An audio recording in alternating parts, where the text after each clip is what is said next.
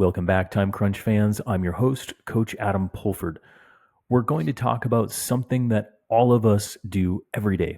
In fact, we're doing it right now: breathing. Specifically, we'll have a conversation exploring this question: are there any performance benefits to breathing exercises for endurance athletes? Now, I'll preface this podcast by saying I am not a registered anything when it comes to breath work. I know little technical knowledge about this topic, and I will admit I'm very skeptical. But as we all know from the podcast that we did the last week, oxygen uptake, or VO2 max, is getting oxygen that is vital to our organs and is directly related to performance and overall health. Breathing is how we get that oxygen in. So are there any techniques to improve this for athletes? And do these techniques apply to performance or have any benefit at all? Today, I'm back with Ryan Kohler of Fast Talk Labs. Ryan, welcome to the show. Thanks, Adam. Good to be back here breathing with you again. It is always good to be breathing, especially with you here on this podcast. We are recording here right around in January. And yeah, last we talked about was all about VO2 max and getting oxygen into the system. But, it's a curious thing because it's pretty popular and buzzy right now for people to want that extra edge. And can they do it with breathing devices, breathing techniques, or something like that? I mean, have you been kind of seeing that in your athletes, or curiosity questions from kind of the circles that you're in? Yeah, I feel like the breathing stuff, just like the VO2 max topic, it's sort of like that carnival game, the whack-a-mole, where it's like Yeah. breathing is now popped up, Yeah. along with VO2 max. And I think in part due to a lot of the longevity research that's being done and promotion, and people are just, realizing that, hey, this is a thing again. Yeah. Now, I do want to say this, and it may sound a little cavalier, Ryan. So correct me if all when I'm kind of straying off into the wrong ways. But my general approach to breathing for endurance athletes and endurance performance in particular is you have two holes to get oxygen in: your nose and your mouth. You use the nose at rest and easy efforts, and you use the mouth and nose for harder efforts. Is that the gist of it, or is that like way too simple?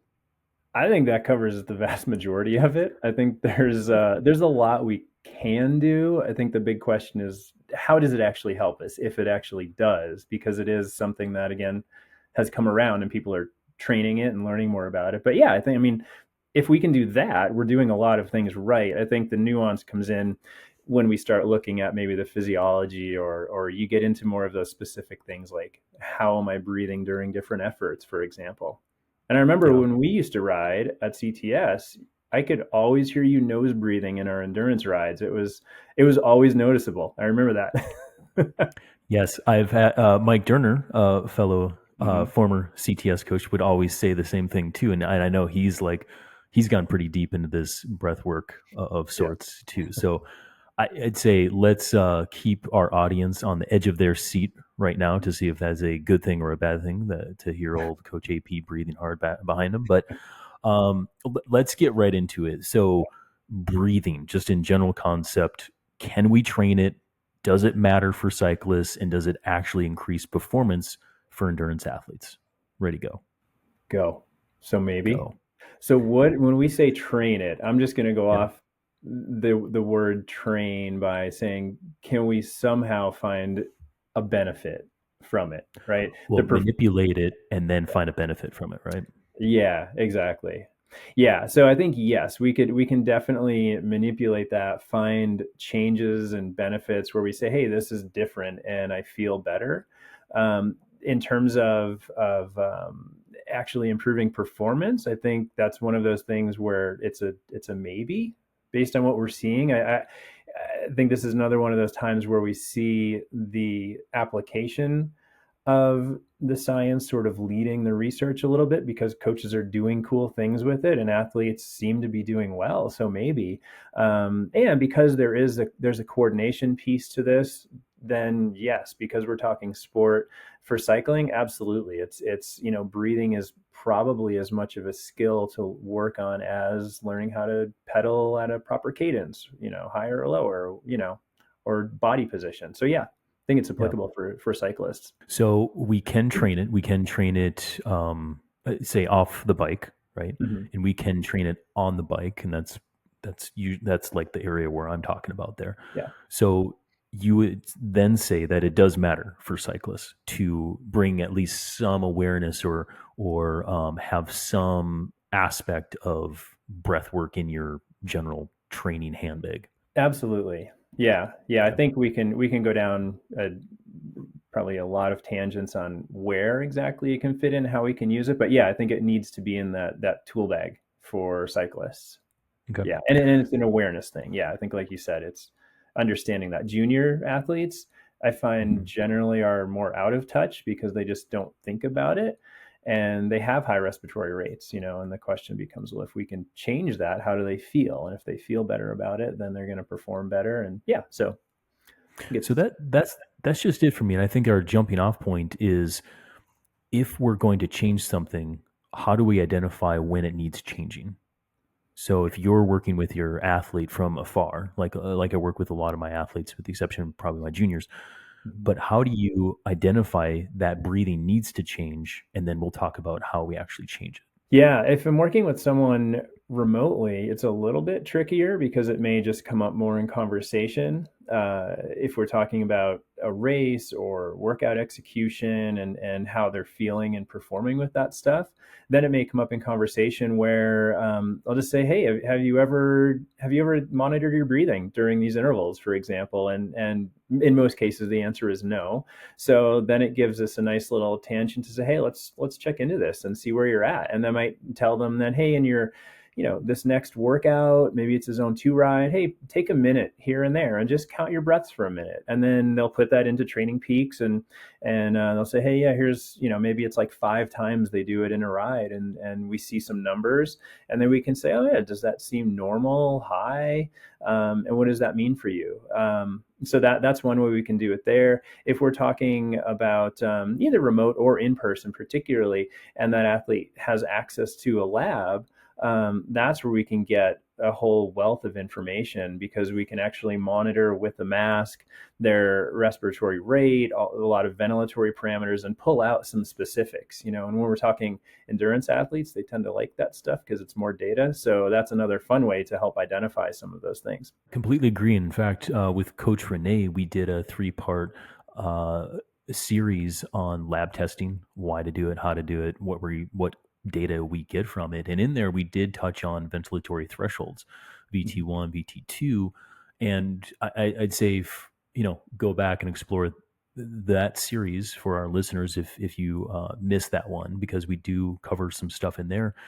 And additionally, Ryan, I was listening to, in preparation for this talk, I listened to the Fast Talks episode number 217, where we're talking about that's a much deeper dive than we're going to do today. Mm-hmm. So, for those, would you recommend that episode for like the technical terms for the people who want to go deep? Yeah, I think that's a great option. That'll have, yeah, it's a long episode. They definitely are. Fast Talk is known for deep diving. So if you want that detail, yeah, go into that one and listen to it. And you'll hear from like Steve Neal, for example. He taught me a lot about this. I learned just how horrible I have been breathing after doing some work with him and comparing our results. So yeah, you'll hear from some people that have been doing this and working with it for over 20 years already, whereas I'm working on this with athletes and still myself learning a lot about what does this mean for me and my athletes. So we talked about lab tests, we talked about the data that we get from there, and we talked about how if we see something that needs to be changed in breathing, then we change it. So what is something from the data? If some of our athletes are, they listen to the lab series with Renee and they're like, heck yeah, I'm going to go get a lab test. They do that. Now what should they look for, or what should their coach look for in the data from the ventilatory aspects to start to think about changing breathing habits? two starting pieces that would be great to go with would be tidal volume, so how much air we're moving per breath cycle, and that will typically see measured in liters, and then Mhm. respiratory frequency, which just like heart rate is just a breaths per minute. And we look at those two things, and what we see is that there's a pretty clear relationship as we go from in a test like low intensity activity all the way up to a maximal effort, where we expect to see increases in tidal volume just to accommodate more of that need for O2 delivery. And we see a progressive increase at certain points in breath frequency because, during that time, there's metabolic changes taking place. We're producing more net lactate, and there's a certain response to that shows itself in these parameters. So those two pieces are really interesting to look at, and what we'll see is a couple different profiles for athletes. One is where they may have that rise in tidal volume, and then it may stay the same all the way through maximal efforts. And some athletes, we may see that it rises and then it falls off, and as they get into that hyperventilatory response near the end of exercise, and some it happens earlier, some it happens later. So that's an interesting piece because what you can do is, one, just pull the data and look at it and say, hey, when you're riding at a zone 2 effort and your heart rate is only 120 beats, you're breathing 40 times a minute. We need to slow that down. That's way too high.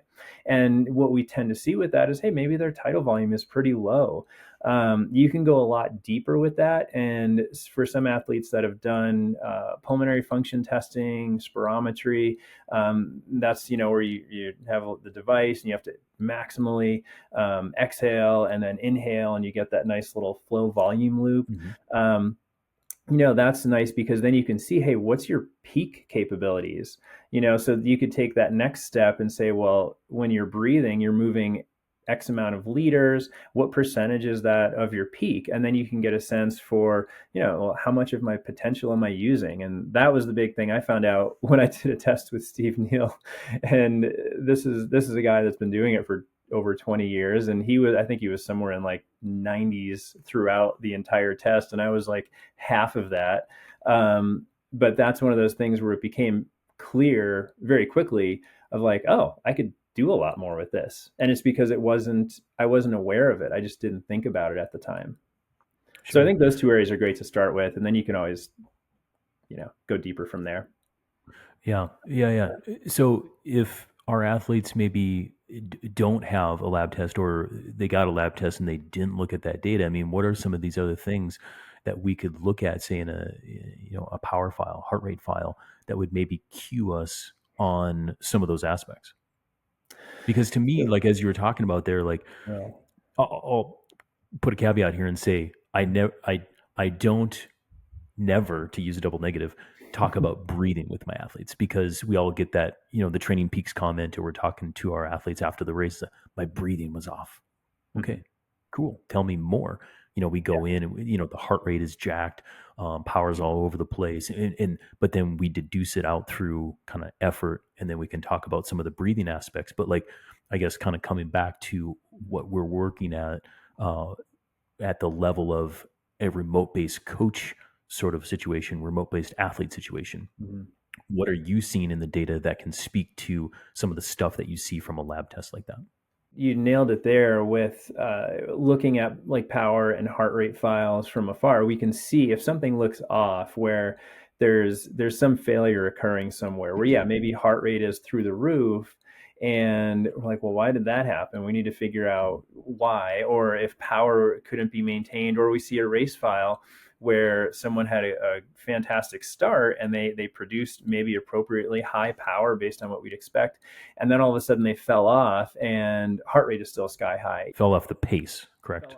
Yeah, fell off the Yeah. pace. Yeah, yeah, exactly. And Sorry, yeah. I just completely ruined your flow there. But yeah, Oh okay. no. So kind of over pacing on a race, but it's a classic sort of, breath is all over the place, and, pacing goes down, right?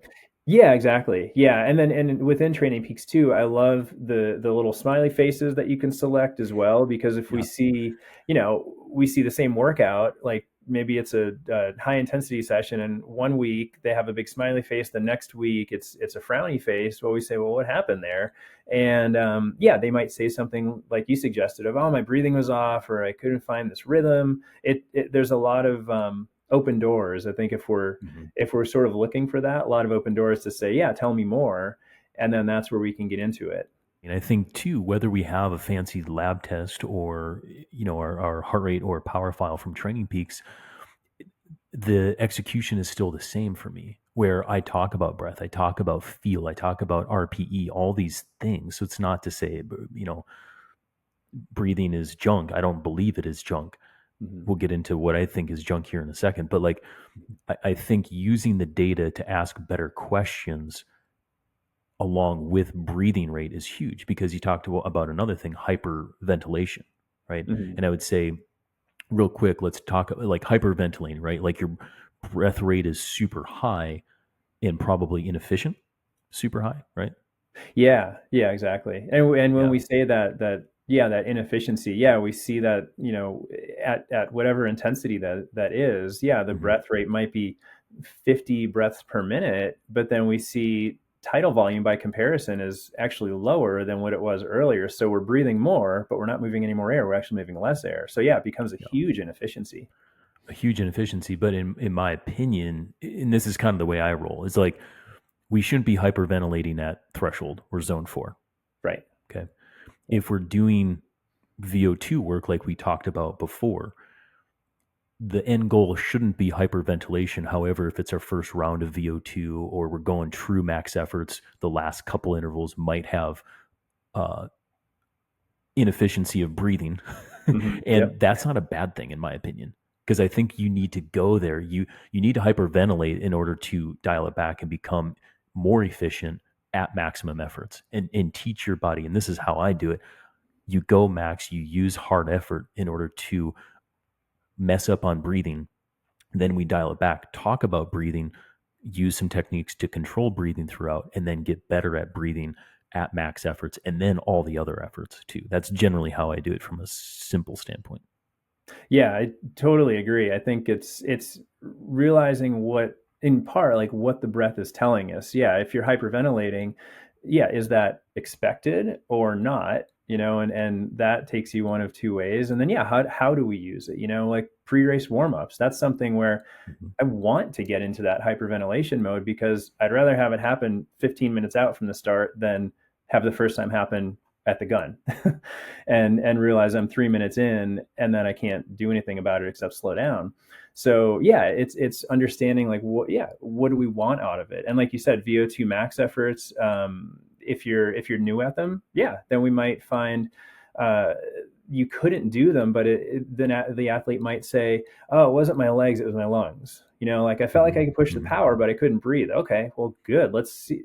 Maybe do we need to adjust your power? Is it something with your technique or your cadence where we can, or is it just more awareness? Does it help you to maybe do a breathing exercise before you start to then get a feel for like, how am I breathing? Am I expanding where I should be expanding? Or am I one of these like shoulder breathers where I'm just like short, sharp breaths and my shoulders are up and down?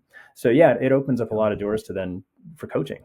Yeah, it does. And there's a lot of things I want to ask about that. But real quick, go back to your warm up scenario before a race where you said I might want to experience some hyperventilation in a warm up before I get to the race. Tell me more about that. Because is it like a warm up process and doing some max efforts before you get to the start line, or what are you doing there? For me, it's a warm up process, yeah, before the start line, and of course, depending on the race, if this is like Hmm. a long, you know, gravel or mountain bike race, then I might forgo that. But this is something like with my True. junior, yeah, with my juniors, I'll use it, especially for the high school leagues, because we know, they're racing maybe 12 miles and they need to be 150% from the start. So I want to teach them one, an appropriate warm up, but also teach them like, Hmm. hey, get some of that sensation into the body, get that feel into the body before you do that. And breathing, like we could see quickly during a warm up, if they're doing a sprint. then Hmm. we'll say, oh, I'll ask them because I'll catch up with them or ride with them during it and say, okay, how did that feel? Did you feel like you were hyperventilating? And some you can obviously just tell because they're still breathless, but I'll say, hey, that's good. Like Hmm. use that. And then what we'll do is take that and align it with their leg sensations. And if they have data, we might say, oh yeah, look at your heart rate. And then say, okay, in the start, does that feel like an appropriate start for today? Or do you need to dial it back or do you have more to give? So yeah, we can use a lot with that. One, just to get them tuned in with the body, but two, just to say, hey, I remember what this is like, because that's not something we do very frequently. Yeah, and that goes in hand with my general philosophy of shorter the race, longer and harder the warm up should be. Yeah. And so, doing a general aerobic build to having some max efforts, if we're doing a 40-minute cross race, a 90-minute cross country race, that's very applicable, and getting a high ventilatory rate to the point of, yeah, maybe a little inefficient, completely appropriate. And that's also Yeah. part of the warm up process of just getting all energy systems, legs and lungs on board and in sync, and letting your body know there's going to be some chaos coming, right? Yeah, exactly. Another thing that you talked about with was like you had, for our YouTube watchers, you shrugged your shoulders and you had like kind of a tight kind of body situation, tight muscles. There's a lot of coordination that goes on within our body in order to breathe well. And I would Mhm. say, from the research that I read, that's probably some of the strongest uh, curiosity for me anyway, in the way of doing some breathing, say off the bike, in order to kind of sync up all those breathing muscles to become Mhm. a little bit more efficient. And that's, I mean, a little can of worms there, but I did link to a pretty interesting article here where yoga for endurance athletes, link to it, check it out, it's great. They use younger athletes who are running 6 days a week, and that conclusion is doing about 15 minutes of yoga Mhm. separate from their other endurance training, did have a positive correlation with sub threshold sort of breathing capacities. So there's some good things in there. Read it all. But here's the other thing: there is no change in performance in the way of VO2 max or functional threshold power as they defined it. And so that goes in hand where you were saying before, yeah, there's some benefits that we don't fully know, but in the way of actual increase in performance, it's still not there. If somebody's trying to, in my opinion, in my experience, if someone's trying to sell you some sort of breathing device, hardlung.com, whatever it, whatever it is, or the Yeah. greatest breathing technique book in the world, for performance anyway, it's not there for me. Yeah, and I think the big thing for me is with breathing. I think we've said this word a number of times, but awareness. And I think sometimes more importantly is like that. If you can change, like in that study, I think they talked about like more breathing from kind of up high in the shoulders versus Yeah. down a little bit lower, and utilizing those respiratory muscles. Um, yeah, I think just learning that awareness is it really it brings in a different aspect to performance where yeah, we Hmm. may not even see or expect any change in threshold. So if someone has a 250-watt threshold, we may not see it bump to 275, but we may see that hey, they're more in tune with their body, and it maybe does a different connection with kind of the brain and the body. And if that can help them, then hey, maybe their power goes up in a race because they've learned how to communicate with that, the brain and body better. And this is of course all speculation and on my part too, because I just don't know, we don't have the data for it. Yeah. But when we do see people improve their performance, however, find that multiple ways. But yeah, Hmm. then I do look at those areas, and I do think initially more of like the awareness of just they know what's happening, and the more in touch with their body we can be, then yeah, there's a good potential to improve something. Yeah. Yeah, and I do not disagree with that. However, we're entering in that I would say artistic space of coaching, Yes. where you do it differently than I do it, but yet we're both agreeing that Yeah. having that relaxed, high performing athlete, that's the Walt Van Aert, Matthew Vanderpool. Watch them Yeah. race their bike. They are relaxed, but they are high octane machines, right? Hmm. And Exactly. so I'm not saying for our audience to become Walt Van Aert, but what Ryan and I are both saying is there are ways to become a more relaxed athlete. And I think for like a time crunch person with a lot of stress in their life and they're going full tilt, there's probably some full body relaxation stuff that we can do to get them to loosen the grip on their bike, Mhm. focus on the task at hand, and go for it. Now, for me personally, the question is like, okay, for everybody listening, how do we do it? Mhm. For me, I actually encourage my athletes to practice yoga, whether it is a yoga via an app of 20, 30 minutes or go to a studio. That is very healthy in my opinion because you're doing full range of motion, muscle coordination activities off the bike, which has wild health benefits Mhm. everywhere, and it connects breath to body. Mhm. And when you can do that, and then we talk about that when we come to the bike, where we do some deep breathing, sub threshold to bring awareness to the bike. And it's like as simple as that. If again goes back to some, using the data to indicate that there's some hyperventilation or there's something that needs to change here for the better.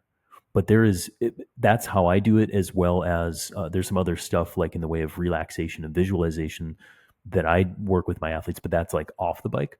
Um, so I'd say from a very like artistic N of one sort of way of operating with my athletes, Ryan, do you have a better way? Do you have like, I don't know, these are the 4 techniques that you should do. Here's a link to what I use with my athletes. How else can our audience members be like, hey, I want to try this and put this into play?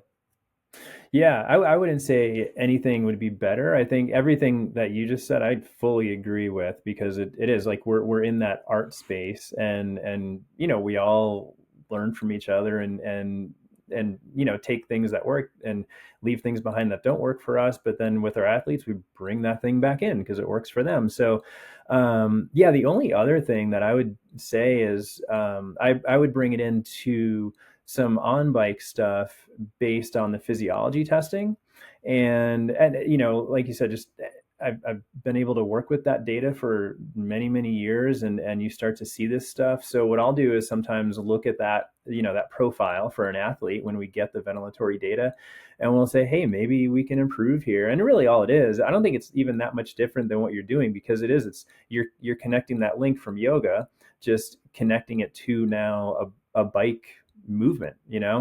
But what I'll do is take, say there's zone 2, for example, and we'll say, hey, look at how your profile changes here. Maybe we can work on respiration. Let's have you do that on the bike by taking like a minute or so, maybe every 10-15 minutes while you're in a zone 2 ride.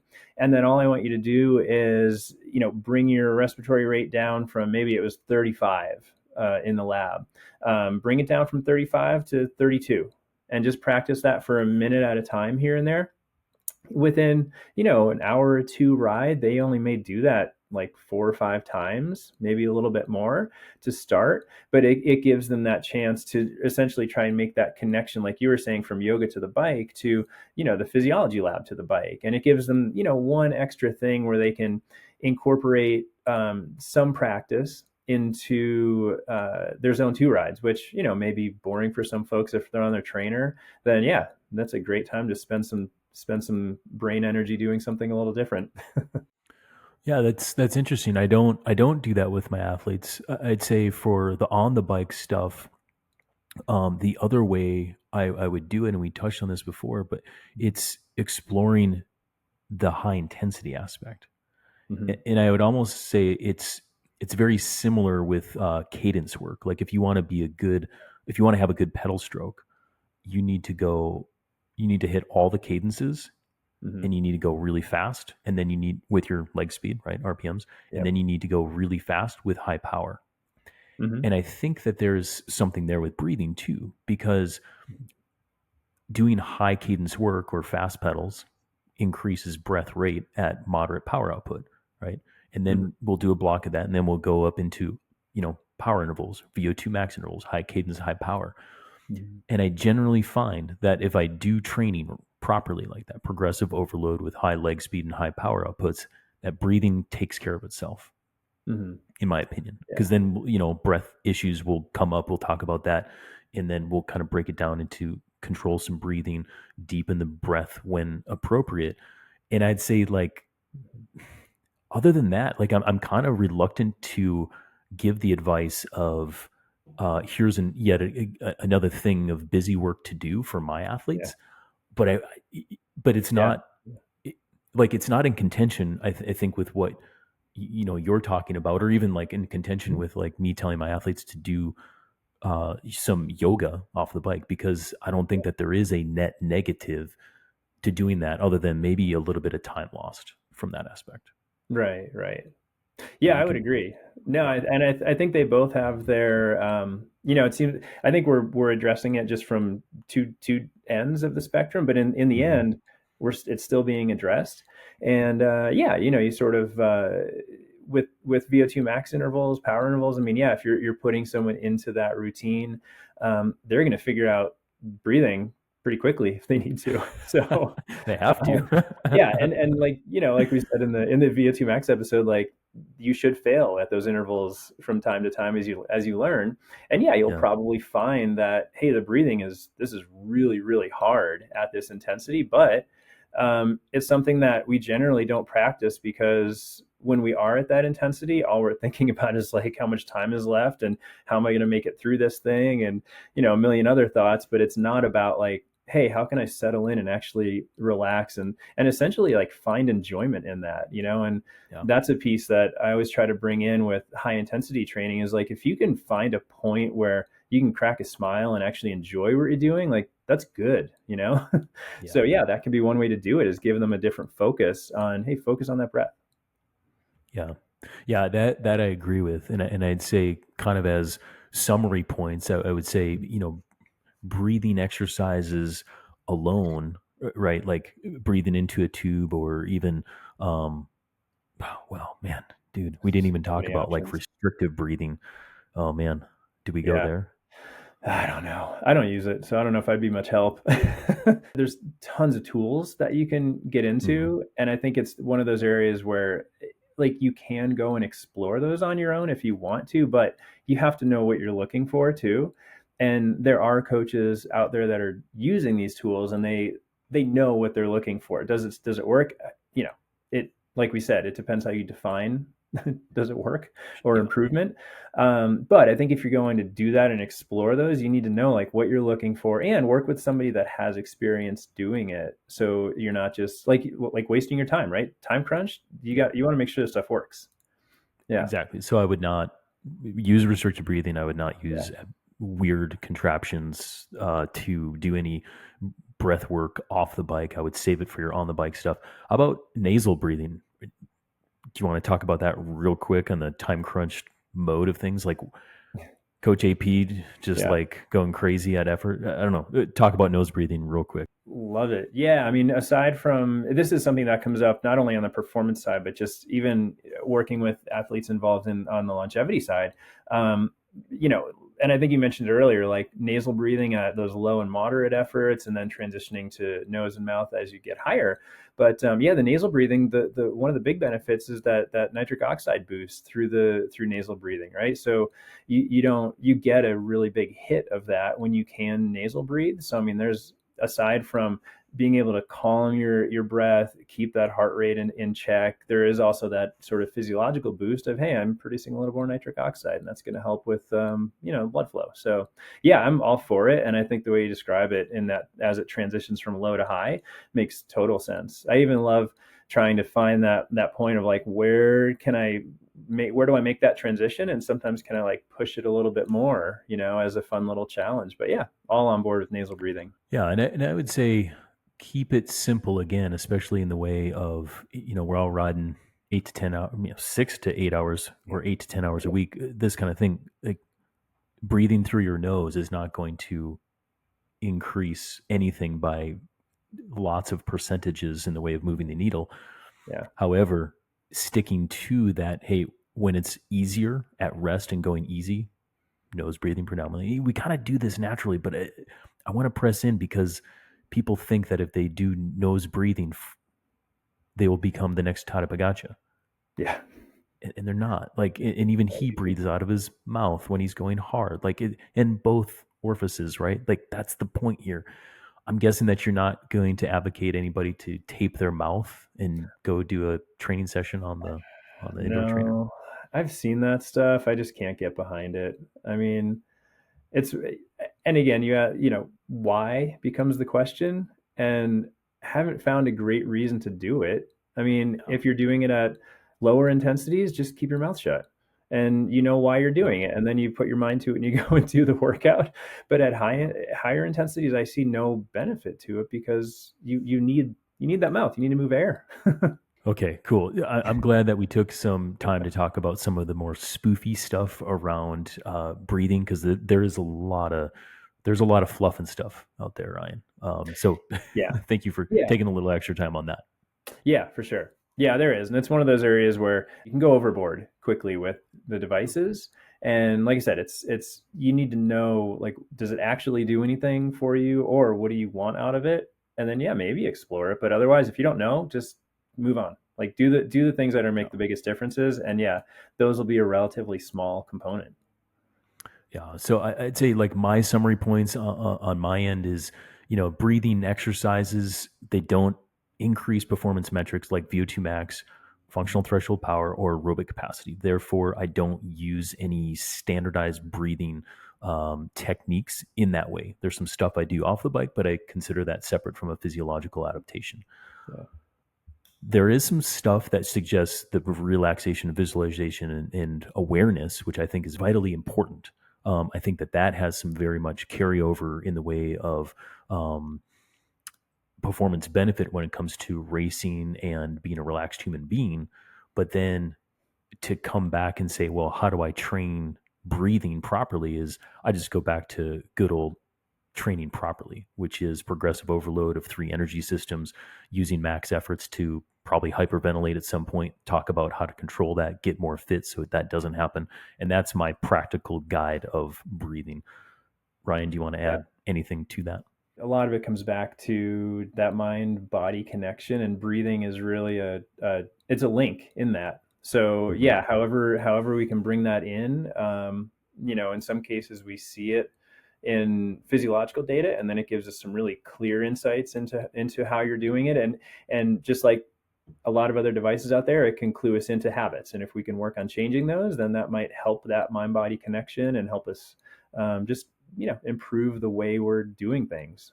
um, and how that helps performance. Yeah, it like you said, it's likely not going to change anything dramatically in terms of threshold and so on, but yeah, it might make you feel differently when you're racing, and if you can race with a better mindset, hey, even better. That I can't argue with, my friend. So Yeah. very good stuff, Ryan. Thank you again for coming on the podcast. I always love learning and talking with you. If our audience wants to learn and talk and connect with you a little bit more, where should we send them to? Yeah, they can visit my website at rockymountaindevo.com, or send me an email at ryan@rockymountaindevo.com.